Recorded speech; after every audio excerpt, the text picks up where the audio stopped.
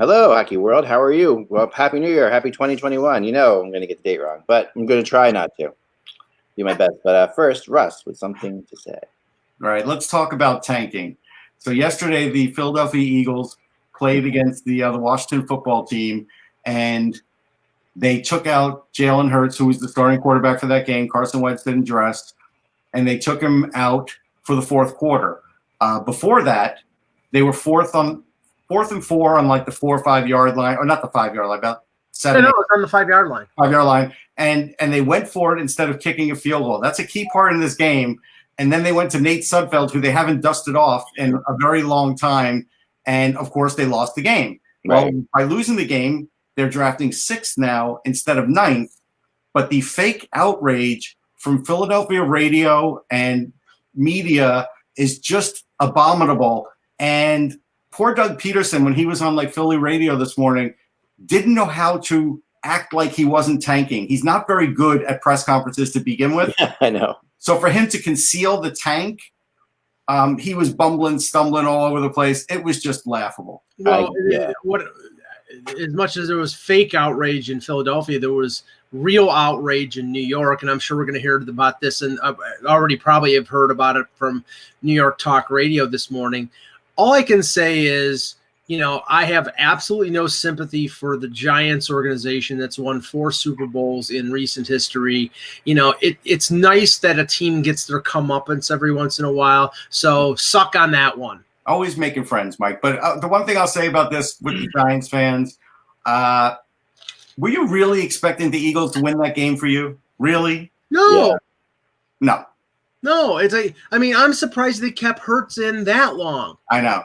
Now, the thing is, going for it on 4th and 4, okay, they would have tied the game. But going for it on 4th and 4, Hurts is not going to purposely throw it out of the back of the end zone. No. They went for it, but they also knew that's a low percentage play. The high percentage play is going for the field goal, which is a chip shot. Right, but it was the other thing of it, like, you can the other thing of it, like, if you're playing and, it doesn't matter if you win or lose kind of type situation, why not just go for it? Like, that's what I would have said if I was the coach. I'm like, listen, that's what he did. Yeah, that's what he did. And I'm not saying, obviously they go to the other quarterback in the fourth quarter. Well, here's what was funny. So at first, Peterson was asked about Hurts being benched. And while Peterson was going to say he wasn't benched, he goes, I get it. That's what the perception is. And then he goes, no, we had this thought out well in advance that we wanted to play Sudfeld, right? Yeah. Well, okay, but you chose an awfully weird time to play Sudfeld because you could have played him for the whole second half if that were the case.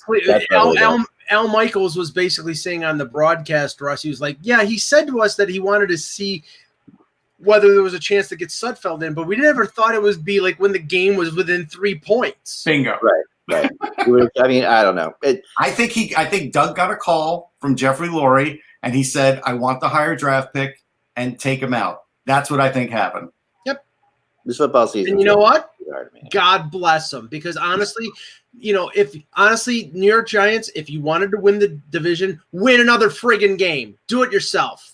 Yeah, what were you going to say, Eck, about the season? No, I just feel this NFL season feels so messed up anyway to me. It is. It feels like I don't know. Like maybe it's hockey bias. Like to me, maybe I'm like, okay, the hockey playoffs were awesome and everything like that felt great. And we're going to feel some of this, I think, Eck, for the NHL season. So don't. No, I do too. I think that is something that we're going to have to deal with. Here's the thing that's weird is that, like, take for example the AFC, which each side had an extra playoff team, so it's 7 teams making the playoffs. Look at the AFC. The Kansas City's 14-2 or 15-1. Yeah. Buffalo is 13-3. Pittsburgh was 12-4, I believe, and then the 4 next teams, the wild cards or the division winners, were all 11-5. What that tells you is, like, there were some pretty. I mean, okay, 2-14 teams in the AFC. I mean, it was the haves or the have-nots in the AFC. Yeah. Yeah. No one in the NFC East can complain about not making the playoffs. I mean, that's like. I mean, the NFC East is so terrible. Anyone who makes playoffs gets a gift in and of itself. So to me, like, the Giants can't sit there and say we deserve to be a playoff team. I mean, No, you're right about that, Eck. And actually, on one of the post games, they asked Phil Simms, so what is the chance that an NFC East winner could win a football game? And he was like, legitimately, 0%. Well, battling it out. I mean, this is what happens all day long. I see that all the time. Well, this is the one thing, Russ. If you think that it's not fixed, stop it. Now the brutal winner of the NFC East hosts the playoff game against Tampa Bay. So Tom Brady gets a chance to basically, it's like a cake destroy your team in the local market. Right. Enjoy. All right, let's get going. All right. Hello, Hockey World. It is Monday, January 1st. Oh, my God. This is my favorite. This is the best that's ever been. This is just awful. Oh, my word. All right. This is my favorite, man. Did Mike just leave? Yes. Good. Way to go.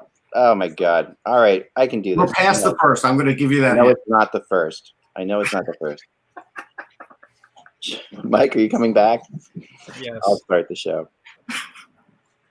All right. Go ahead. I'm waiting. Hello, Hockey World. It's Monday, January 4th, 2021. I'm Mike Agello's empty chair. Yeah. I'm Russ Cohen from Sportsology. And I'm Eklund, and you're watching HockeyBuzzcast on HockeyBuzz.com. This is the podcast that comes every Monday through Friday to fill you in the comings and goings in the hockey world. And we are about to start hockey. We have like an incredible 2 games coming up tonight. We've got a lot to talk about here going on. I kind of wanted to start with the World Juniors because I think that this is just I think tonight first of all, we had some really good games 2 days ago. Oh, yeah. I mean, that Sweden-Finland game was outstanding. Yes. That was like just top notch. I mean, this is as good as it gets. And that's setting up the Russia Finland game. I mean, the Russia Canada game today is just amazing. I mean, and if you watch, I mean, if you don't get a chance to watch TSN ever, but I do get a chance to watch SportsCenter on TSN. And watching today, you can help but be completely and utterly fired up for the Russia Canada game tonight because they did a great job at selling and showing past World Junior battles between these two teams and how they've had some amazing games and bringing up the game. Remember when Canada was down 6-1 and brought it back to 6-5 and hit the post with a minute left. The crazy, and that Russia ended up winning the gold medal that way. And we've just seen so many crazy battles with these two teams. And this year, this Canadian team is just kind of silly. I mean, they really up until this point, but they haven't really played anybody either. To be fair. No, that's true. And I thought the actual concept of the way they played against the Czech team was rough. I mean, they really should. That game was too close for too long. It was never in doubt, but it was close. It was never in doubt. But the weird thing about it, the shots were almost even in that game, and that was just the difference between like the U.S. and the Slovak game, which was also too close for a while. Oh yeah, that was way too close too. But the U.S. was tripling them on shots. Canada and the Czechs were shooting. They had, shots ended up, I think, like the Canada winning by 4 or 5 shots, something like that. Yeah, it was a lot different. It's just a fun. It's turned into it's a fun Final Four. Put it that way. It's a really fun. Oh, it's a great Final Four. I originally picked Russia to win it all, and I'm still sticking with them because I think, believe it or not, I think the only thing Canada has going against them is they may not have been forced to play their best game yet. Yeah, and that sometimes that could hurt you in a tournament where you're playing teams. Yes, you're getting past them, but you expect to get past them. But what if we don't know? Canada's like not been behind 2-0 in anything, right? And they've faced any diversity at all. Right. So what if Russia gets them up? Adversity. Yeah. What if with Askarov and net? What if Russia's up 2-0? Then what? Well, right. And then I really want to see because Askarov has been amazing, and you're going to watch this. This is going to be incredible to see the Russian, the 21, or 20 first rounders or whatever going after him. What I brought up on our Off the Post show on the weekend, we had Chris Peters from ESPN on, and the question I have about Canada, they're Goliath, except for the goaltending. And Levi, their goalie, has played well. So I may be barking up the wrong tree here, but their defense is fantastic. Even without Kirby Dodge, their forwards are deep and really talented.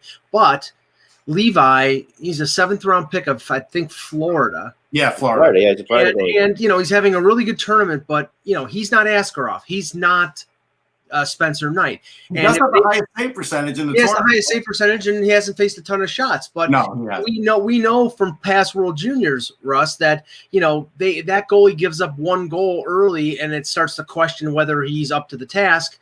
and then the emotions carry forward. I mean, what's interesting about save percentage, Mike, and you bring it up, and I was thinking about this because I was looking at the save percentage number 2, and I'm like, what I never really thought about that, not like that number. There's a lot to save percentage, right? There's always been a lot to it. We've always thought about the aspects to it. Okay, some teams give up higher percentage shots. There's other teams that other goalies give up rebounds and things like that, and different things like that.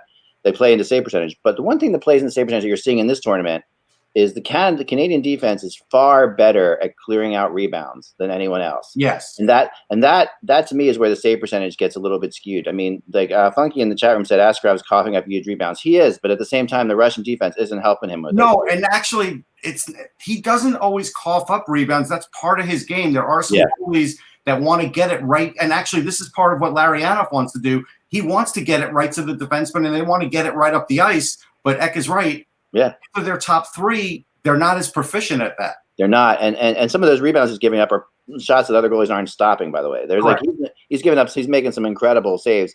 So it's like, when you look at Levi, who reminds me so much of Luongo in his style, it's weird. I could see that.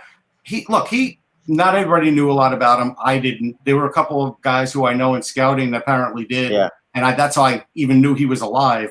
But, Junior A, he's playing for a Carleton team in Junior A. Then he goes to Northeastern, which he hasn't officially played a game for yet. Yeah. This is like unbelievable that Canada has used this guy. And if you think about it, Canada has no goalie controversy, which is odd to begin with. It is. And if Mike said, if they were going to pull Levi, they haven't played any other goalie. He's right. And normally, if it's in Canada in the Olympics or Canada in the World Junior, around like Game 3 of the round robin, they pull Cujo for Marty Brodeur, or they pull Brodeur for Luongo, or they pull somebody for somebody else. So there hasn't been any goaltending controversy, and probably, obviously, now that they're in essentially the medal round or the semifinal, they're probably not going to pull them now. No, I don't think they're going to pull them because the other guys haven't played. But if you're Canada, this is the hardest road to hoe, really. I mean, you're playing Russia. It's always Russia and them are always it's always tooth and nail between the two. And then if the U.S. beat Finland, then it's Canada-U.S. for the gold medal. Right. Yeah. That's the toughest road that they could potentially have. No question. I'll tell you the big matchup for me is when you have Podkolzin and Amirov and Cousins going against them on that top line with Connor McMichael. If they could somehow shut down Cousins, that would do a lot in derailing the Canadian team. Even though there's a lot of other great players, he's been driving the bus so frequently that the other guys have sort of gotten lost in the offense at times. And so that would be – and Podkolzin is strong as a house. Like, he could play in the NHL if he wanted to. When his contract is done, he will play for Vancouver. And so this is not an easy – nobody would think it was easy for Canada, but they could definitely lose this game. No, I mean, they have the skill. I mean, skill-wise, they should obviously win. They have more skill, and their defense is better. But at the end of the day, I think you're right. And I think one of the things that's always been interesting when you go back through time with Canada, the difference between Canadian and American teams is in these tournaments, Canada wins it on their stars. They always have. Yes. And the U.S. team tends to have like players come out of nowhere to help them. And like third and fourth liners, things like that. I don't know what it is about I think you're right, because I think shutting down the Canadian stars, there is something about like whether it's the Canadian mentality, because all these guys are stars. All these guys in the if any of them were on the U.S., they would be on the first line. Well, talking about the Finnish U.S. game for a minute. Yeah. So, like, the U.S. third line is not a real third line because I wouldn't have Bobby Brink on the third line. That line happens to be clicking, but again, how much ice time do you want to devote to a third line when you've got these other stars on the top two? That's where I think Brink should be in the top two. I'm not sure Kaliev has really earned all of his ice time. And Caulfield only got hot late. He was playing like lousy for a couple of games there. So he was. But he's the guy who I might move down. Yeah, no, I'm with you. But they won't do it. But Brink, I think, that is also more of the U.S. mentality. Like the Canadians are definitely a top 6, bottom 6 team. They always have been, and everywhere. And you can put them in the Olympics with NHL All-Stars, and they're still a top 6, bottom 6 team. Where the U.S. is always like 3 or 4 lines, and I think the concept of Brink on the third line is just for that. I think but the way they're doing it is that USA Hockey after 2010 went to that top 6, bottom 6 mentality. That was the Brian Burke philosophy when it came to the Olympics. Yeah, in Vancouver, it was definitely a top 6, bottom more 6. so, but it kind of went back. Yeah, it's not as ingrained into them as it is to Canada. Like, and it's even more ingrained into Russia. I mean, Russia's top line team for sure. Yeah, I'm going to give you the no-name guy for the U.S. team that lately has been playing really out of his mind in Drew Hellison, and he plays for BC. He is another Colorado Avalanche draft pick. And so if you think the Avalanche are just stocked because they have Byram coming and they have Connor Timmins coming, eventually Drew Hellison will be coming too. And he doesn't get mentioned with those other guys, but he literally started this tournament off as like the seventh defense because they play 7 a lot of these games. But he's been getting some top pairing time with Jake Sanderson. You can make the argument that Sanderson plays better with him than any other defenseman. So that's another guy who's come up. He scored a couple goals. Like, that is where the U.S. does have it really a good roster in the sense that they don't have huge star egos. Even Trevor Zegras is not a high ego guy. Right. And I think that does help them. Not to say that all the Canadians have high egos. But Zegras is a good example, right? Because he's a star now. But last World Juniors, wasn't he like? He had 9 assists. He just didn't have a goal. He had 9 assists. But he wasn't. He was not playing on like top lines and came out of kind of nowhere. No, he wasn't. But that's normal for World Juniors because he was younger. That's not a big deal. But you have to pay your dues. You do. The big thing is, and this is the thing that I was just recently asked with Zegras and Cousins, right? Yep. You saw that Zegras was able to take a pounding in this tournament, came back, and still was really good offensively. The only thing I worry about Cousins is because he is a power forward and he's taken advantage of guys in this tournament being a power forward. Yeah. He's got a great shot, but it's not fast like Zegras, and he doesn't have the quick release. It's good, but it's not as quick as it's going to be yet. Yeah. That's where I kind of wonder if he's going to really be able to break in with the Sabres or not, because he has to score in certain spots where Zegras, you can see he scores a multitude of different ways. He does. He really does. It's fun to watch. I mean, it's fun. It's fun. And I've really been really impressed with Cam York too. York has done really well. He had a couple of turnovers, but otherwise he's done really well. He got the turnovers, but he's got these. He definitely has something to his, like, he's got an it factor to him that is definitely there. To the point where you can't see him. He's got a pedigree. Yeah, he's got a pedigree being in the U.S. program. Yeah. And the only thing is he's not a no mistake guy like Jake Sanderson. Yeah. Honestly, and this is something that we talked about pre-tournament, if Sanderson was a year older, he'd be playing in Cam York's spot. I think the only reason he's not is because he's the younger guy. Mike, do you feel that way too? I'm not so sure. I mean, let's just say I've really been impressed with York. I think but if you're asking me like who the best defenseman in the tournament was, and when I told you yesterday that we got a message. No, I'm saying for the U.S. team. Oh, for the well, no, I don't think Sanderson is that spectacular. I think he's just solid. He's solid. That's the point. Solid. York is not solid defensively yet. He's good. Yes, he's really good offensively, but that's my point. Sanderson is solid defensively. But the thing I do like about both of them, and well-rounded. Both of them have great vision, and and York is quarterbacking the whole team on defense at times. Mm-hmm. Something that you don't see very often. Like there's like I say in the NHL, I've only seen a few guys that do that. Like Pronger did that. Shea Weber.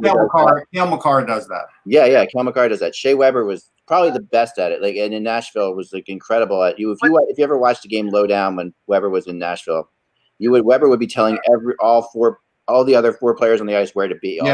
Especially at UMass, Cale Makar did that in the Frozen Four. That's why they got to the Frozen Four, because he literally would have the puck and everybody would be watching what he was going to do. But and it's also just like communication, constantly communicating, and like positioning and telling guys who they have. You've got this. You get your point guy. Get this guy. You're seeing York do that, and it's kind of cool because of the no fans. You're getting to hear a little bit more of it too. To the point where I'm thinking to myself, like, this guy, for Flyers fans, you got to be pretty excited about the aspect of this guy possibly being like the actual pro partner that you're looking for down the line. But that dynamic, Russ, the York Sanderson dynamic, I think it's apparent on Canada and it's apparent on Finland too. You've got, I think Byram can step into the NHL right now. Yeah, no question. He is solid defensively. He's solid off. He's big. He will. Drysdale, in terms of an offensive guy, might be more dynamic now and in the NHL. But Byram is the type of guy that's a top pairing 25, 27-minute guy. Yeah. On Finland, I mean, I'm sure Pete is going to be very excited about Heinola, especially in that game against Heinola now, Mike. It's no longer Heinola. It's Heinola. No, it's Heinola. Heinola. Oh, Heinola. God. I mean, come on. Give me a break. I know. Anyway, so Heinola, remember it was Patrick Lane, then it was Patrick I know. Lane. He played 27 minutes against Sweden, and he didn't start the tournament off good, but he was really good in that game, and he's been the dependable guy for Finland. But Niemela, who leads the tournament in offense, who's a Leaf draft pick, he's dynamic. He's an offensive guy on the power play. He's a power play quarterback. For a guy who's 5'11", 160 pounds, he's hitting people. I mean, so we don't know whether that's going to be the case in the NHL 2 or 3 years down the road, but it's fascinating to watch. The U.S. is going to have a problem with Anton Lundell because if he's matching up on the top line against Turcotte, he's going to beat Turcotte for faceoffs. Yes. If they match up a different line against him, if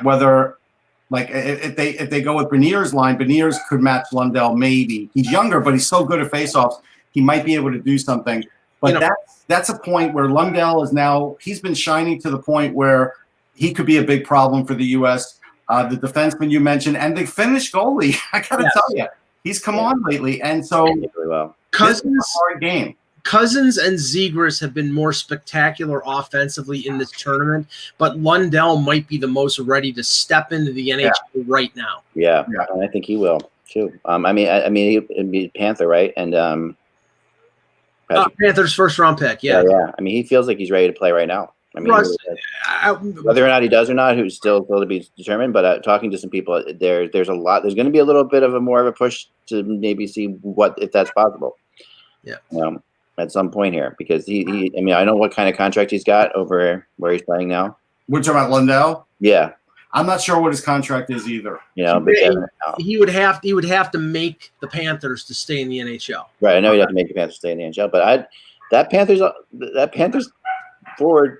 There's a lot of positions available at the Panthers. Well, apparently they, like we talked about the other day, I don't like that Quenneville did this, but he's already like, well, Duclair's going to play on the top line, and he's going to play with Barkov and Huberdeau, and it's like, okay, Joel, like you want to put – everybody seems to put this pressure on Duclair immediately. Right. He can never creep up on you in camp. He's never allowed. Yeah, it's true. It's true. I mean, he's got all the skill in the world, but it's like consistency. I mean, It's funny. He kind of reminds, and this is a really, everybody hates the comparison of like Alexander Daig to anybody, but let's take away the Daig part of like him being the first round draft pick and all of right. that. But just with what they can do on the ice at times, at times Daig would just completely dazzle you, and Duclair can do the same. He can absolutely dazzle you, but then disappear for long stretches of time. So, I mean, I think it isn't, and that is a perfect transition to this next point that I would like. Actually, I was going to just answer Bill C. I think the reason Mike said Lundell has to be on the NHL roster or not is because I don't think his team would let him leave for an AHL. Yeah, he's got a European reassignment clause. Right, he's got a European reassignment. He's with HIFK Helsinki in the SM Liga, and the NHL teams are happy about because they don't, the AHL is something they're and the uncertainty of the AHL right now. They're not going to have a player who's established and playing in Europe come over and play in the AHL. Where right now it's going to, even if they do play, it's probably going to be a little bit of a chaotic situation. I think a lot of European prospects who are playing over there are just going to return there and finish the season out. Yeah, I think that's too. Now, that brings me to the next transition, which is always the fun part of training camps open, and this is right to Mike, because I know Mike, you wrote about this, and I know this is what's going to happen now. Who's going to play with who? We talked about, Quenneville says, Duclair is going to play on the top line, and the Leafs come out today and or not today, or over the weekend. Yeah, no, it was funny because I was on the Zoom call, and nobody asked Sheldon Keefe about the line combinations because they figured, it's just going to be basic, like whatever. And then he says, by the way, nobody asked me about this, so I'll just volunteer. Which is funny because it's like it's almost like he wanted that to be the story. And yes, he definitely wanted that to be. I have a theory about that, Mike. So let's go through the line combinations to explain to people who don't know what's happening here. So now I would be conspiratorial minded if it wasn't for this. They have 10 days of training camp. They're not going to throw away 3 or 4 days playing a combo that has no chance to play at all in the regular season. That's true. So I think that they will at least start out the season with Joe Thornton playing on the left wing with Matthews and Marner. Honestly, I don't think Matthews and Marner are going to stay together. I think they did that at part of the time last year, and then they put Marner back with Tavares and they put Nylander back with Matthews. But right now it's Thornton playing with Matthews and Marner, Jimmy Vesey playing with Tavares and Nylander. Yeah. And then the third line is a pure checking line of Ilya Mikheyev, Alex Kerfoot, and Zach Hyman switching over from the left side to the right side. And then the fourth line is Barabanov, Spezza, and Wayne Simmons. Okay, so interesting thing about this, Mike. Yep. Well, I'm going to throw my theory out before you go on because I know I believe that this is the anti-Mike Babcock play. And here's why. Because last year, okay, if you remember, you bring in Spezza, right? Oh, yeah. You bring in these other guys, and Babcock basically buries them immediately. And what they've done now is they brought in the 2 guys they're bringing in. Mm-hmm. They're amplifying them to beyond we're not burying you. And just to show kind of like a little bit of GM and coach synchronicity here. Yep. And, the GM went out and got these guys. I'm putting them on they're going to be in our top 6 right now to start with. Not forever, but just as to say to them. I don't think Joe Thornton would have signed in Toronto unless he was told you're going to get an opportunity to play, not all the time top 6 because you're 41 years old, but a chance to play in the power play, a chance to play with Matthews and Marner. You're sure. Yeah, they're not going to. I don't think that was. What might made this has to happen type thing though. I don't. That's what Mike Babcock did with Jason Spezza last year may cost him any chance at ever getting another job in the NHL because he dicked around a NHL veteran who's well liked in this league. They promised him that he could play, and then they scratch him against his old team on opening night. It was the ultimate backstab. With his family in attendance. Yeah, with his family. It shows the coach and GM not being. It shows there's a lot of things that happen in that situation beyond just Spezza. It's like. But that's been going on. That's been going on for 4 or 5 years. When Lou Lamoriello picks up Frankie Corrado off of waivers, and then Mike Babcock spitefully says, "I'm not playing this guy because you didn't consult me to pick him up." Right. Screw you, Babcock. What are you doing? Yeah, that was one of the big time beginnings of the ends of Babcock. Many of them, but that there are many there. But this to me feels much more like that. I mean, when I look at these lines, you correct me if I'm wrong, Mike. So I'm going to talk first, and then I want this team better than me, better than anybody here. I look at Marner and Thornton as both playmakers. As there's both. That's really what they're top. I mean, Marlowe can score, Thornton can score. They both can score, but they're both playmakers. Yeah. And I see Matthews as a finisher, right? So you have two winger playmakers working to a center finisher. That's rare. We don't see that very often. Well, ironically, Marner said yesterday, I'm going to have to find spots, find soft spaces in the zone for him to get me the puck. Yeah. He needs to score. He knows that Thornton's job on that line is to set up Matthews or to set him up. And that Marner has always been more concerned with that pass first mentality, so that he's going to have to adjust his thinking. And a lot of people think that he has to, because if you're paying a guy almost $11 million, he's got to score more than 20 goals. Yeah, I get that, but both of those guys are guys that are used to having the puck a lot. Yes. Matthews also, of course, is another guy who's used to having the puck a lot. Although Matthews, I think, is better sometimes not having the puck than Marner is. And I think he could survive not having the puck. Marner can't.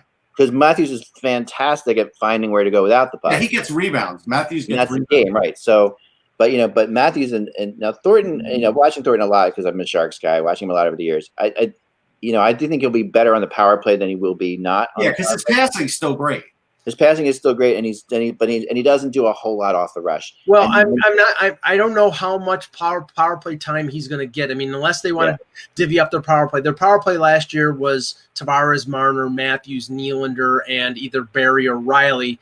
This year, it's going to probably be the same. And the only way I see Thornton maybe supplanting anybody is taking Nylander off the top power play and have him either be in front of the net or at the side of the net, like a JVR type of situation. Or he plays the second power play. Or he plays the second power play. But, I mean, that may be where they take the advantage of Thornton and his playmaking ability is on that power play because he's still a great passer. And Thornton makes a good point. Like, they don't respect his shot. It's true. Nobody thinks Joe Thornton's going to score a goal.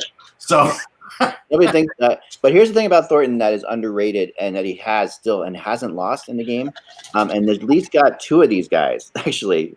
And they actually picked up two of these guys in the offseason. Thornton's amazing along the boards. Like he's good on the board. He picks up, he wins board battles still. Like even at his age, he comes out with a puck. It's just because he's got quick hands and he just finds the puck and gets out with the puck. Simmons amazing along the boards, right? Yeah. Wayne Simmons, same thing. Wayne Simmons is one of the best. Not as good. He's not there anymore, but just a couple years ago was maybe the best along the boards in the NHL. So I'm sorry. I was gonna say I do have. I was at Flyers camp. I have some notes from there. Yeah. I want to hear about that. And some other around the league. But okay, let's finish off with this thought. So finish up. Then the idea of so we can buy Thornton being a top 6 guy, but can we buy, the other guy that they're throwing up there in the top? Jimmy Vesey? Jimmy Vesey being a top 6 guy on Toronto. I don't see that. I don't see Vesey over Hyman at all in any way. No. Okay. What I think is at work here. First of all, is they want. I think Keith wants a checking line. He wants a dedicated checking line, and Mikheyev and Hyman with Kerfoot will be a very good get under the skin type of checking line. What also is in effect here is Hyman's in the last year of his contract. Last year he scored 21 goals in limited games. He scored a ton of points. They have no obligation to VC after this year, but they probably think he can score 20 goals playing with Tavares and Nylander. If Hyman scores 20 to 25 goals again, they're going to be paying him $5 million and probably not be able to afford keeping him. But if he plays a checking line, he scores a little less. He wants to stay in Toronto. They'll probably be able to pay him in the 4 to 4.5 range. I think that's part of the thinking. I think in the end, it's what makes it a deeper and more talented lineup. And I think VC. You can ask Russ. I think VC's a capable offensive player. He's not a top line guy. If he's playing with Tavares and Nylander, he could score 20 goals. I mean, he definitely could score close to 20, 17, 20, something like that, sure. And when he played at Harvard, he did do everything, right? He was a top liner. He played in every possible position. But since he's been in the NHL, he is a little bit diminished in the NHL for what we all thought he could do. And he's not the best skater. He's pretty good defensively, so that he won't hurt him there. But he's good along the boards. I do think it's a bit of a reach, though. I do. Well, let's just say this. I think he is a better finisher than Ilya Mikheyev. I like Ilya Mikheyev. Sure, I would say that.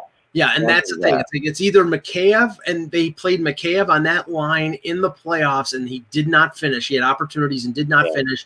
And I think VC has a better opportunity, at least to start the season. He's greasier, so you have that. Yeah. I mean, I think Hyman's going to find his way back into the top 6, and I totally agree that I agree that I understand the checking line concept, and it's a smart idea, but we'll see. We'll see. Did I see Simmons on the third line? Fourth line. Okay, fourth line. Barabanov, Spezza, and Simmons. Yeah, I don't know how Barabanov's going to fit in there, honestly. Well, they have to. Russ, this is the thing. They promised these KHL guys an opportunity. They, Barabanov up front and Mikko Lehtinen on the blue line. They can't recruit them. No, I get it, but giving him 8 minutes a game on the fourth line or 9 minutes a game is not going to. It's really better than playing for the Marlies, I guess. Yeah, I would have actually, and maybe I'm really stupid saying this, but I would have liked to have seen them give Spezza some time on the second line and see what happens. Like I would have gone that way. Is over. Well, he was spotted at times. He's been spotted there, and I think he might probably play on the second power play unit. But I think that I think that you have to. I would have liked to have seen. Now there is always the argument, that players who play with more skill. We'll find out if VC's the kind of guy that when playing with skilled players, he plays better because he's never played with this kind of skill before. This is the one thing that I think Leaf fans can look forward to, and they got a preview of this with Keefe after Babcock was fired. He likes to mix and match things every once in a while. So you could see on, like late in the third period, if looking for the tying goal, Thornton with Tavares and Spezza. You know what I'm saying? Yeah. He'll just mix and match and throw them together. So, I mean, in the playoffs, he put Tavares with Marner and Matthews. He had to. Nobody else. Yeah, well, you got to start scoring, right? So that's what they're going to do. All right, so let's go to Flyers camp, Russ. What was it like today? What's going on now? All right, so it was interesting. I mean, it was great to actually be somewhere. Watch NHL hockey players perform. Yeah, but it was interesting because, like, as an example, Nolan Patrick looked really good. Did he? His speed's there. His timing is there. He was getting good shots off. Nobody's really hitting him, though. They're in the scrimmage. Like, there was a little bit of incidental contact with certain players, but not much. So, but this is the furthest he's gotten. Like, he didn't even get this far last year where he could play in a 30-minute scrimmage without anything going wrong. So it's definitely a step in the right direction for Nolan Patrick, but I'm not going to write him in the lineup yet because I don't know what's going to happen when he has to face hits and he gets a few hits. We did see Sam Morin get hit down low, like it was a weird kind of thing, and he went down for a minute and got back up, and everybody was like, "Uh-oh, how's his second ACL?" But he was okay. The interesting thing is, I wrote about this.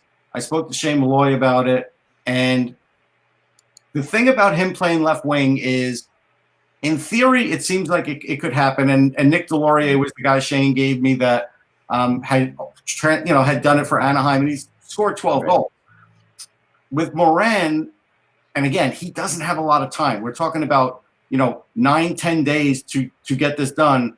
There are some things he doesn't know how to do yet. He doesn't know how to. His timing in the crease wasn't good. Like when he was in the crease and the puck's coming and stuff, that's not stuff he's used to. So there was a little bit of awkwardness there. Dump it in the corner, fine. Playing hard in the corner, fine. Actually made one good defensive play, and he made one good headman pass because he was a defenseman. But those little nuances of being a left winger, playing off the wall, the vision's different, and around the net is different. Because as a defenseman, your whole agenda is different around the net than being a scorer. Those are the little things that I don't know if he's going to pick up in 10 days, but he'll probably be on the taxi squad. And the thought is, because technically he could play defense if you had to put someone in if there was an injury. So that's nice. I mean, that is the best. That is a nice thing to have. Like on your fourth line in the NHL, I think it was Scotty Bowman who once said, the more weird things your fourth liners can do, the better. Right. And I do think there is something to it. Now, when they were sort of in transition, Sam was a little shaky. Before the scrimmage, he made like a do-or-die pass from the wall to the middle, and it happened to work out.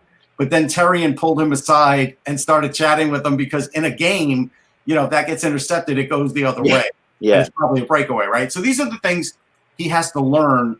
But there's a chance. I would say you can see similar. Like, the thing about Morin, when he first came up, like the very first camp we saw him, I think we were all kind of blown away by his abilities. Like he looked really good. His skating was bad. Right. Yeah. His skating was bad, but his actual like puck control and his vision and his ability to and his transition was really fast. Like he was a very fast transition. Yeah, that's a little shaky now. I think after the 2 knee surgeries, he's different now. Yeah. But I can say that, I felt, it's not that much different than you feel from like a Burns who like went to defense to offense, same kind of stuff, or even Bufflin, guys who had that, like you can see Morin has some skills. Like there's skills. No, definitely. For his size that you don't expect. And he's a hard worker. And so, like I said, I think there's a chance. One of the biggest eye openers, and of course, it's already getting diffused. Vigneault was like, well, today Justin Braun played with Provorov, but tomorrow Provorov will be with someone else. But clearly he wanted to see Braun with Provorov first. And I do think that's what's going to end up happening. But we know what's going to happen in a game. There are going to be dead spots in the game where Braun is just dead tired. And they're going to have to put somebody else up there for minutes. Maybe it'll be Myers. Maybe it'll be Stanheim. Somebody to fill in some other gaps. but I guess Braun is going to end up being that number 2 at key times in the game, let's say. I think Haig will be mixing with Braun probably. Yeah, actually, I got to see who Haig was playing. I'll look it up who Haig was playing with. I know that Myers and Gostisbehere were together. Gostisbehere, it doesn't look great for Gostisbehere. I will say that. It really doesn't. So what do you do with him? Why do you say that? Well, timing doesn't look great. There was a play where Morgan Frost in the scrimmage got the puck around middle of the ice.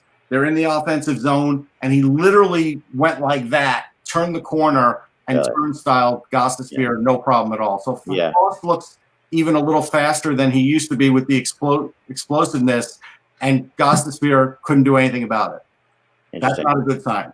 No, that's not a good sign. And I don't know if that'll get better in camp. So that's where I think you have a little bit of a problem. It is Frost again, and Frost has crazy speed, and if he's looking faster, and if he's got that explosiveness, he can do that to a lot of defense in the NHL. So the one thing about Moran, I mean, I just checked, he has to clear waivers if he goes into the Taxi squad. So I don't know if he's in any danger of being claimed by it, but with his size, I think early on, no, but at some point there might be. Right. So I mean, either he's making the 23. Or they're going to try to sneak him through waivers to get him onto the taxi squad. I mean, if he honestly, he would benefit if there is an AHL season, if he's going to make a position change to go down to the AHL for 20, 25 games and play the wing and get used to how playing it and play it every night. And then maybe he could, then they could take advantage of his size on a fourth line, be a crash and bang type of winger. But I really can't see putting somebody in a position that they're not used to in an NHL situation after a 10-day training camp. No, I don't fair to the player. I think he's going to work towards it. I don't think it's going to happen, but I'm going to give you a camp battle that will be an interesting one. It'll be Tanner Lisinski versus Linus Sandin. I could see that being a battle for a bottom pair, a bottom line spot, fourth line spot. And it's interesting because Lisinski had core surgery, so he wasn't allowed to practice with the team. But you know me, I get there early. And so I got to see Lisinski on the ice doing drills, and he looks great. He looks like he's even 5 to 7 pounds more muscular. He was already a strong kid. The shot's great. Yeah. So if you'd have told me he had core surgery, I would say, really? I wouldn't even have known. Yeah, right? he's a really hard worker. He's good. Yeah, he's a really underrated guy who, I've talked to other people. Funny, I get calls, because we watch the Flyers so closely. Mm-hmm. I'll get calls from people, from scouts and things like that, from other teams saying, what's his deal and stuff like that. And there are more people interested in him than you would think around the league. Because he was a star at Ohio State, they remember that, and they also just see him as as a guy that might fall through the cracks of the Flyers, or I can see that. Pick him up someplace else. He's one of those guys that he would be one that you would have a tough time with waivers on. I think because of just based on the amount of people I've heard that are interested in him over the years. Yeah. Now the thing about Sandin, what's interesting, it's Linus is the older brother of Rasmus, right? And he's a forward. He's a really good defensive forward, but where he played in Europe, he was a big time scorer. When I interviewed Zion Nybeck before the draft, HV71, he is a teammate of Sandin, and he spoke him to the hilt as far as being like a leader and their best scorer and a hard worker, and he taught him how to be a pro off the ice. Wow. So this is a guy who's got a legit shot at making the team, but someone like Lisinski could steal the spot from him, or if somebody gets injured, then they both might make it. That's an interesting one. Someone's asking about Allison. Allison looked really good. This is the first time I've seen Allison play where I wasn't worried about his knees. I mean, last year in rookie camp, he was talking about his knees. He still had a really good college season, but he was still in pain. I hope he's out of pain because he played the corners really well and he played the crease really well. And the Flyers don't have a lot of guys that play the crease really well. True. Now, if Allison is healthy, he could make the team. Now, I think a big factor with not only the Leafs and the Flyers, but all these teams is the decision that apparently is going to come down either today or tomorrow regarding the AHL. Because now, Russ, you were saying, and I think this is the case, I think that even if the AHL says we're going forward, there are going to be some organizations that are going to say financially we can't deal with this. Yeah, we were talking about it in the press box. I've heard that too. There's definitely teams that are not going to play. Like Lehigh Valley is going to play, right? The Flyers. But the thing that's unknown is, will Lehigh Valley be asked by the league to take other players on loan from other organizations because their team isn't playing? Right. That's something that has been thrown around a lot. We don't know the answer to that yet. I think that, and I'll say one thing I heard about that, Mike, and then go ahead. The one thing I heard about that is there is a belief out there that the NHL may help the AHL out and make it so all the teams can play. Okay. I don't know how that's going to happen exactly, and I don't know everybody. It's kind of like socialism. Which there for the end. You know what I mean? You talk to someone, they're like, that's socialistic, and it's like that's okay, but you need to keep the AHL strong. The AHL has to keep going. Yeah, but can the AHL mandate it? That's the big question. Can they mandate the Flyers, taking on, let's say, Vancouver Canucks players? Well, this is the thing, Russ. How can they do that when the Flyers and the Leafs, their ECHL teams, have been shut down? They opted out. So, okay, the Leafs have 3 or 4 prospects that they really want to get, play, that they're not going to be able to play with Newfoundland. They want to play those guys with the Marlies. What, they're going to be forced to take Rochester players? I would tell you. We don't know, Mike, but there's going to look. We know there's not enough jobs to go around, but it is a valid question to ask. Like, I don't know who Vancouver's ECHL team, but let's say Utica doesn't play because Vancouver goes, it's not worth it to us because we can't even bring these guys up, even if we wanted to, because of the quarantine. So what if they don't have an ECHL team? Yeah. Then a team like Vancouver needs to be able to put prospects somewhere. And the border with the AHL is another issue too. And if it's Toronto, tough luck, Mike. Yeah. I think that there's a lot. I mean, there is precedence for this, like of teams having to take other players on. We've seen it before, and no, but only with the independents, not with a franchise team. That's the difference. That's true. But what's funny is that you see this a lot more in like European soccer. Yes, yeah. Oh, when you see it in European, look, everybody's on loan in Europe right now, like from the NHL, at least the ones they want back. Right. You see these loan players a lot, and what I've heard is the debate between because the AHL is full of like 3 kinds of players. It has like you have your future stars who are like just getting some stuff down there, and then you have like your these guys might make the team but are probably career AHLers, but they're still young, and then you have your career AHLers who are older, making money and helping, but usually important because they are not only help guide, like they're like coaches on the ice for these guys. Yeah, basically the Bull Durhams of the AHL. That's Here's those are the guys that might be in trouble if you start loaning players out. Well, here's the interesting situation that's yet to be resolved, and we won't know probably for at least a couple of weeks whether it will be resolved or not. Say, for example, Buffalo with Dylan Cousins and Jack Quinn, both Dylan Cousins playing Lethbridge in the WHL. Quinn plays for Ottawa in the OHL. Yep. Nick Robertson, who's 19 years old, and if the OHL starts up again, would either have to play for the Leafs or go back to the OHL. Now, if the OHL and the WHL and the Q don't start, can these players play in the American Hockey League? And I would think that they would be able to, since the league that they're obligated to isn't playing. But but when are they going to announce that they're not playing? Like I said to you, because the Q is playing very few regular season games and are planning to go almost directly into the playoffs. Right. If the OHL adopts something like that, they may not say anything until March. Right. They're going to try to stay on. Yeah, that's what I've heard actually. And it's a problem. I mean, now he's even thinking of like, the players who are playing right now in the World Juniors, guys like Cam York, who would, we talked about earlier, he wants to be in Flyers camp. You know that. But he's going to have to wait 7 days for quarantine. Right. No, he's committed to Michigan. He's not going to to Michigan, but this you did in tech, traditionally. Could he do it? Sure, but I don't think it would happen. Yeah, no, I don't think it's going to happen either. But it is interesting this year. Obviously these players playing college hockey, are okay, but the ones who aren't playing college hockey but are not able to join the NHL teams right now, and would maybe have a chance of making that NHL team if this was October. Yeah, I mean, I think that's fair. I mean, there have been some college players that went back to the USHL. I think also some have gone to the North American Hockey League, which is going on.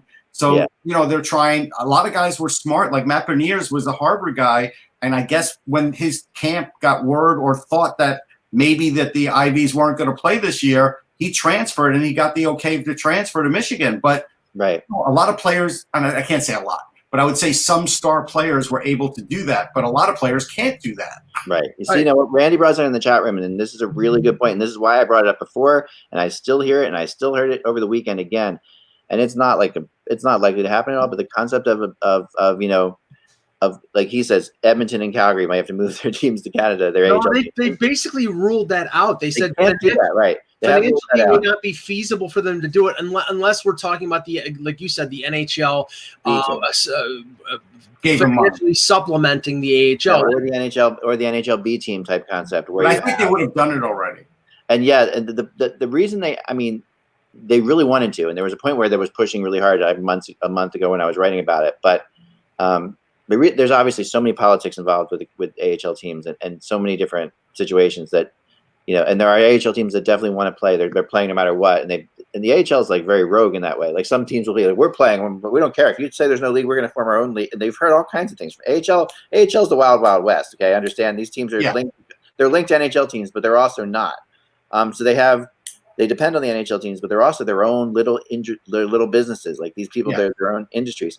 So they're playing. Some of these guys are like, we're going to play with fans. You've heard all kinds of things from AHL teams. So that's why the NHL couldn't get the B team concept going. Yeah, no, I can see that because you're right. I mean, it's different owners. They're loosely affiliated, but those owners have nothing to do with the ownership of the big teams in most cases. And so, I mean, they're like restaurants, they got the restaurant hotels. They're really like an independent hotel, like from your hotel industry business stage, like the concept of best Western hotels, where you have the independent hotels and then that were quote unquote best Western hotels at times. Yeah. That's what the AHL teams kind of remind me of that. Like they are. I preferred the worst Eastern hotels over the best Western ones. All right. There you go. Some other interesting stuff. So we noticed that Brian Elliott seemed to have backup pads on, and after talking to Jason Martinez a little bit, who's really tuned into the goalie stuff, it seems like maybe Kay Whitmore may have the hardest job in the NHL right now, having to approve all the goalie equipment. Because I kind of wonder if goalies are going to get their new stuff a little late, not too late to start the season, but I kind of wonder if his office is backed up. We haven't heard anything about this, but I'm curious. That's a really interesting story. I should look into that more. Is Kay measuring the pads virtually? I don't know. Listen, I don't know how any of it's going, but all we know that Elliott was wearing pads that had no Flyers insignia on it whatsoever, which is odd. It had their colors. And so I said, they're probably his new pads. He's trying to figure. He's trying to figure. I mean, if you're a goalie, your pads are like everything to you. And they are. And I said to Jason, maybe those are it, and they'll just wrap them. And he goes, no, I don't think so. And I said, okay. Well, or they could, I mean, these guys definitely have like a couple sets of pads. It could be the same size. He could be learning. He could just be working on the size issue, and the other pads are already getting like painted or whatever, or that's happening.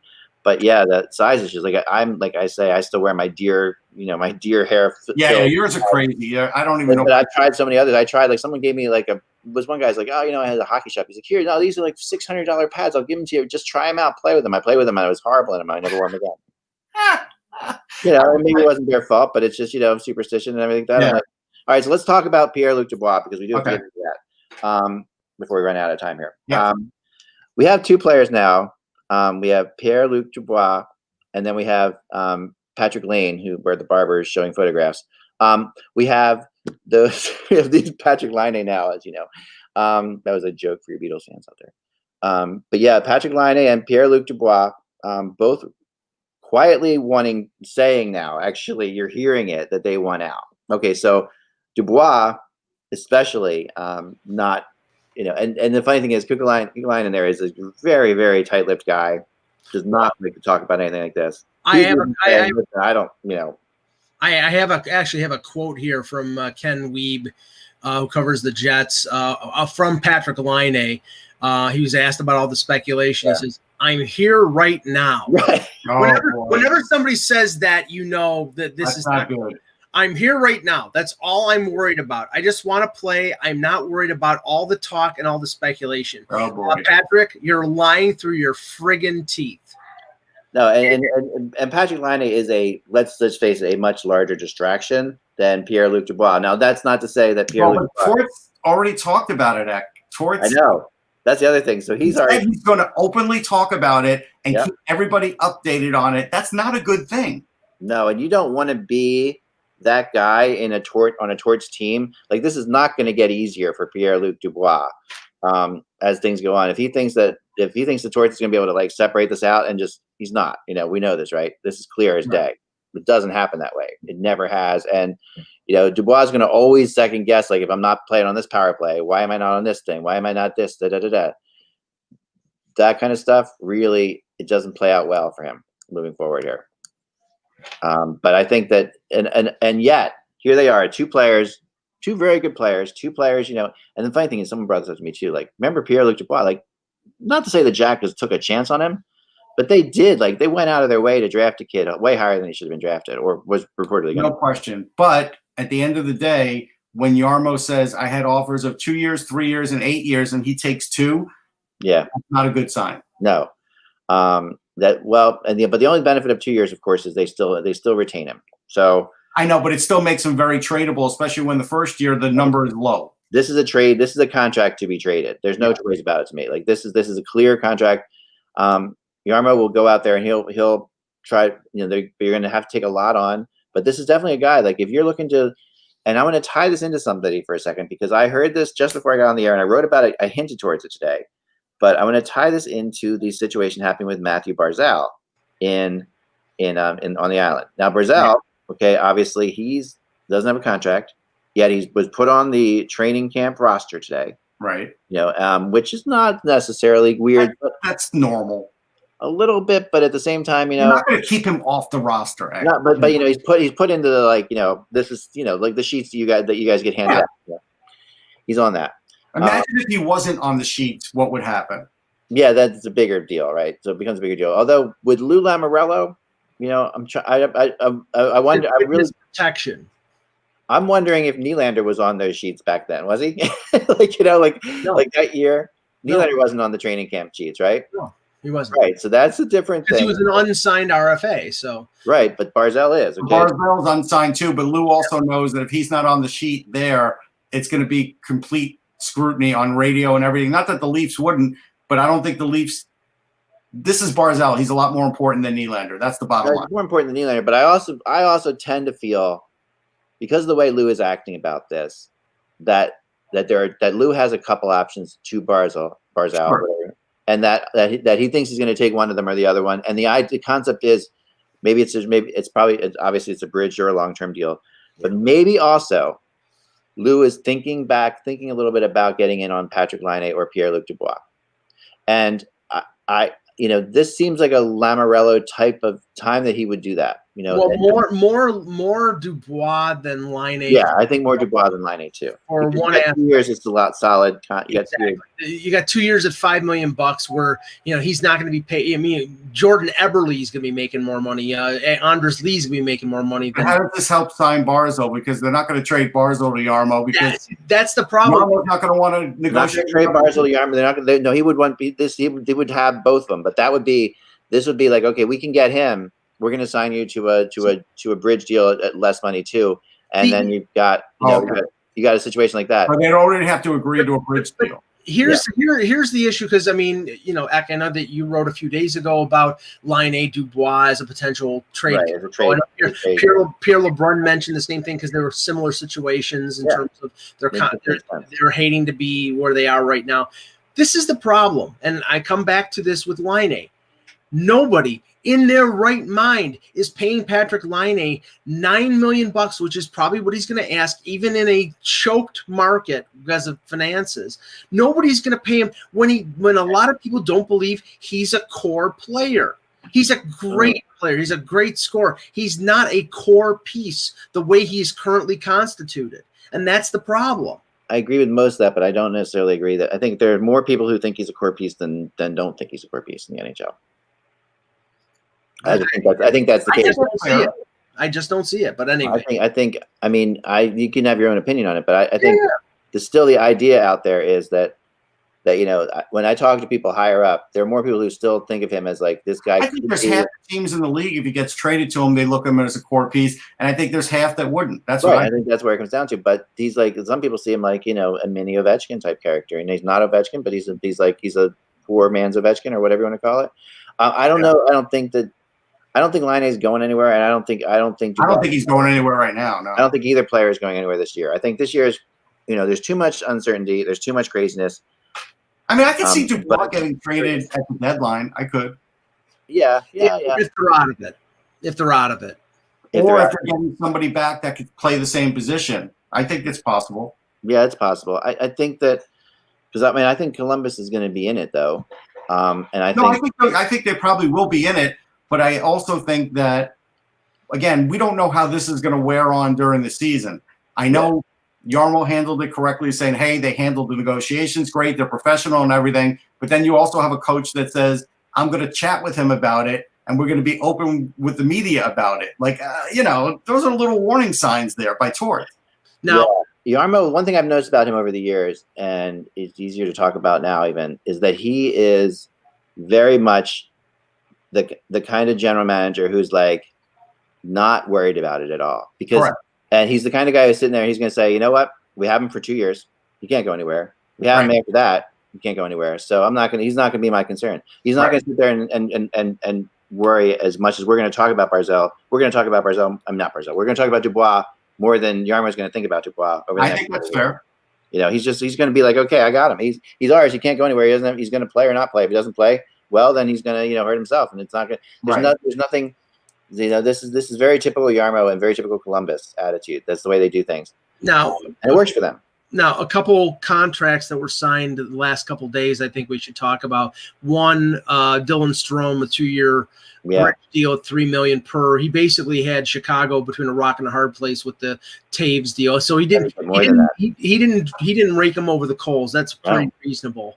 So I think that was a good move on him. But with Dotch out and with Taves in questionable, they needed Strome back, and he'll probably be their number one center until Taves gets back.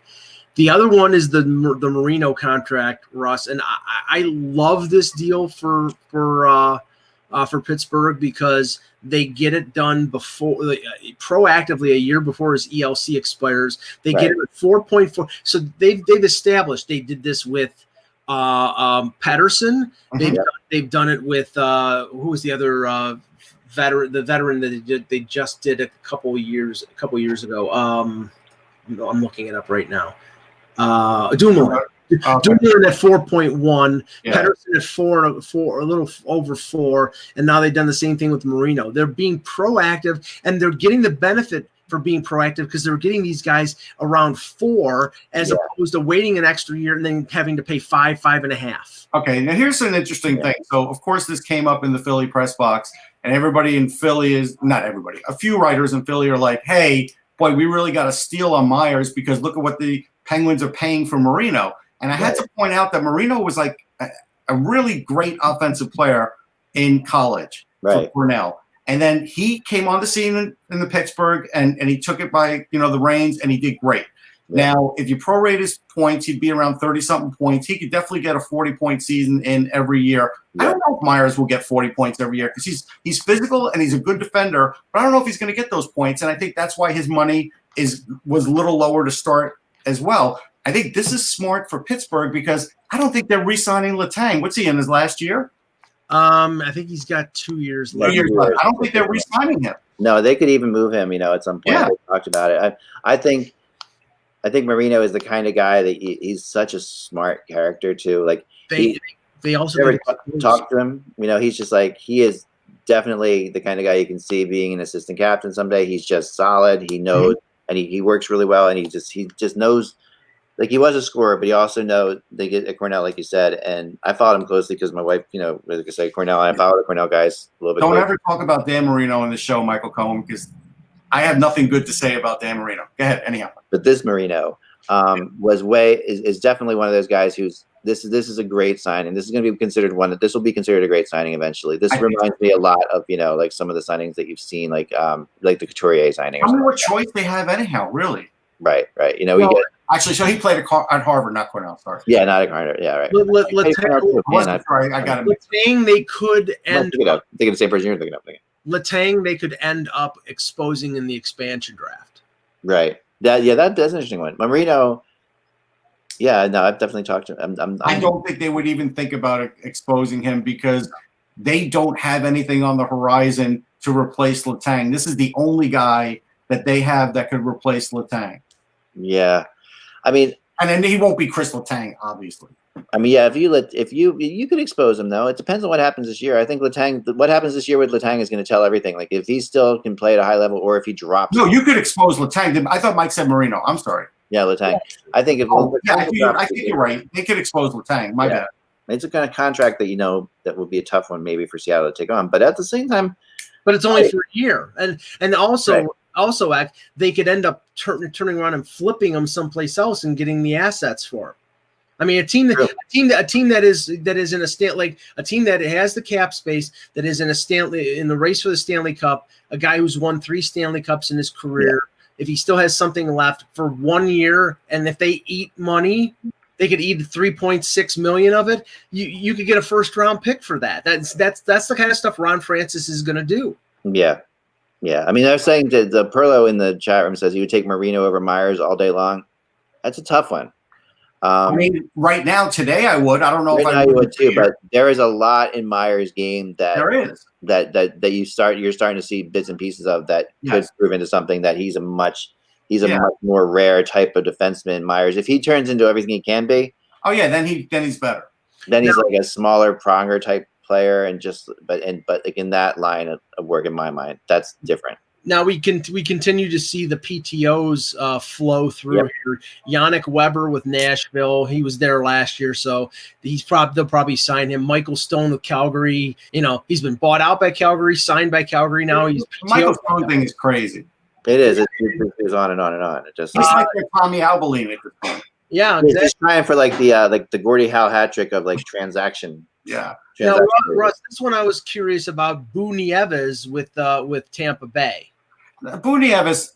Okay, here's the thing about Boo Nieves. So when the Rangers drafted him, they thought he had exceptional speed. I didn't like the draft pick because I didn't think he did.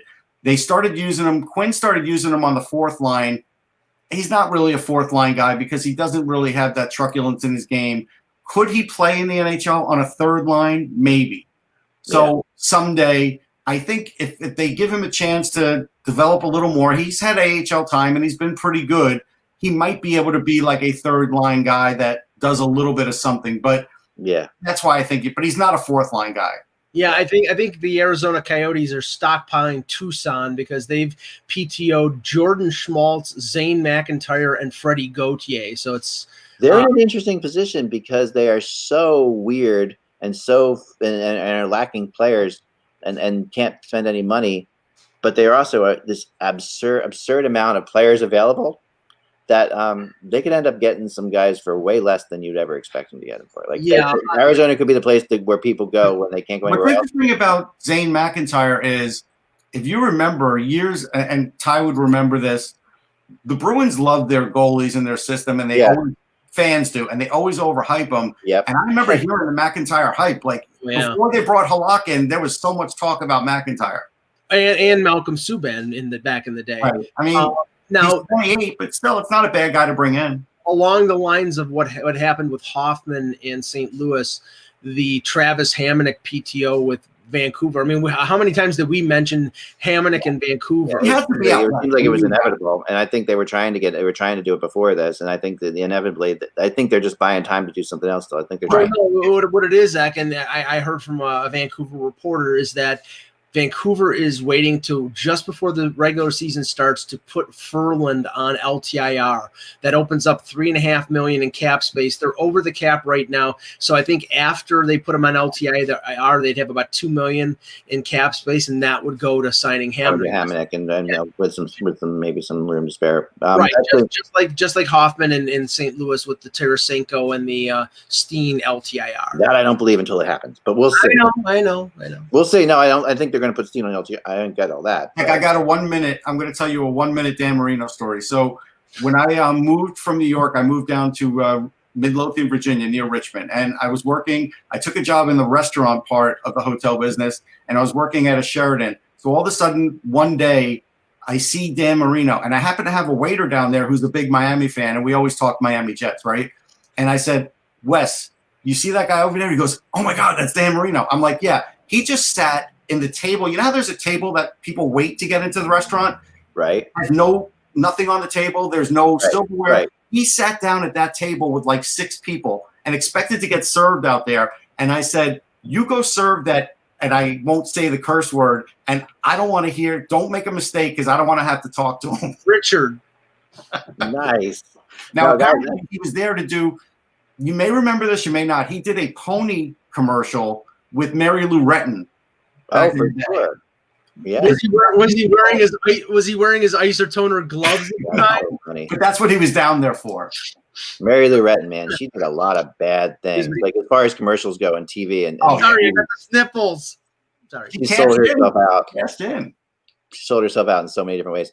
All right, so I guess okay, so there's a couple of questions. There's a question I wanted to answer here. Oh, here we go. All right, this is what I was looking at. Eisman recently said his roster isn't set. This is a good one. I've been talking to Kevin a little bit about this too, and that is a team, you know, and we're still going to see stuff with Ottawa. I was told Ottawa, Detroit, and Arizona are like the 3 teams where anything can still kind of happen, and you're going to see some weird things. They had money. Yeah, and I wonder, and the Islanders, you know, are not 100% set either. Like we talked about there. I mean, we know obviously Matthew Barzal's got to sign, but it feels every bit like Lamoriello's trying to do something. Well, okay, Thomas Boyle here. This is plausible. Hickey is injured, so he would go on LTIR. He's had concussion issues. He probably, I don't know if he ever plays again. Leo Komarov, I believe, has 1 year left, maybe 2. Let me see. I'm just checking quickly here. I think it's 2. That was a bad contract. It was a terrible contract, and that's 2 years. Lou never takes the hit for bad contracts ever. No, never. No, he doesn't. So 2 years left at $3 million, but he did play for DJ Smith in Toronto, as DJ Smith was an assistant in Toronto. And I think there's a possibility. Now the money goes down on Komarov, so that automatically makes it more attractive to Eugene Melnyk because the cap hit is higher than the actual money. You could see that. It's like maybe like an Artem Anisimov, which is a 1 year hit, as opposed to 2 years, something like that, or something else. But you could see Komarov going to Ottawa, possibly. Yeah, I can see that. So we're running out of time. We do want to get into Kakko, though, playing with Panarin in New York, Russ. I was hearing that, you know. Well, I think they want to get Kakko some open ice. Hopefully his skating has improved, and I'm sure he's stronger than he was last year. So it's a good move because when he is around the net, he's got exceptional hands. And when you see some of his goals last year, they're just brilliant. But to get from A to B was hard for him. If you have Panarin, he's going to get there, right? Because Panarin can hold the puck and give him that space. Now, can I just as a brief note? I don't think any other general manager in this league could come out, and I believe Lou came out in his media availability and said, "We have signed Corey Schneider, Andy Green, and Matt Martin." Right. Okay. Right. You signed them. Yeah. Okay. Where's the contracts? They're not a cap friendly. They haven't been announced. We don't know. He's waiting until he gets the Barzal deal done to announce. This is his MO. It's always been his MO, and you know any other general manager. Oh, we announced the contracts. Where's the contract? I will say this: he does get more latitude than any GM in the league. There's no question about that. Well, people are terrified of him. People are afraid of him. I am not afraid of him. And it's funny. He knows the funny thing is he reads hockey. He reads Hockey Buzz all the freaking time. Like I hear about it all the time, and I'm not. I love it because that Mike nickname for me too, which is really funny. I won't even get into the nickname he's got for me, but it's like it's really funny. So, but he likes what I do, and it's funny because I'm like exactly opposite of what you would think he would like because he hates rumors. He hates rumors in every which way. But people are intimidated by the guy because he comes off as this mob boss, yet he's like the nicest, sweetest guy in the world deep down. His nickname for you is Cinesilo. Yeah, right. Very nice. That's not it, but yeah, it's pretty funny. Yeah, what he calls me. I'll tell you guys after the show. But he really just like cracks me up, and I think that him doing this is so Lou, and it's so like wonderful. Like he may not have signed them. That's the funny thing. Well, no, he we know he's going to sign them. He knows it, and he's known it since the end of last year at exactly the rate he's going to sign them for too. Right. He just does not show his cards to anybody. Right. And he hates the fact that contracts are out there like to be had. So it's going to play into his line. He's not going to give anybody the satisfaction of putting it on. Yeah, and Schneider will be in the AHL, so that's not a big deal. No, he'll be on the taxi squad. Yeah, or taxi squad. Green can miss camp and be fine. Like even if he misses part of camp, he's fine because he's a veteran. Yeah, he loves Schneider, of course, and that's Martin. Same thing. He's a veteran. You could put him in there; it won't matter. Yeah, Schneider a lot. He also takes care of his friends, and he does.